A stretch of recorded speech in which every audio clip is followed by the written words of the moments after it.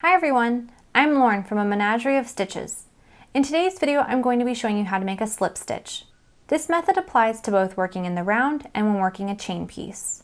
A slip stitch is abbreviated as SLST. To begin, insert your hook into the stitch, going under both loops and yarn over. Pull your hook through and you'll have 2 loops on your hook. To make a slip stitch, you're going to continue to pull your hook through the loop that was already on your hook. And that's how you make a slip stitch. So let's do that again.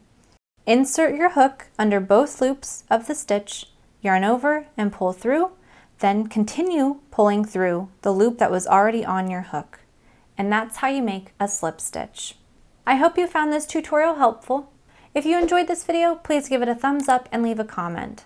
Make sure to subscribe to my channel for more crochet tutorials and free patterns. Happy crocheting, friends!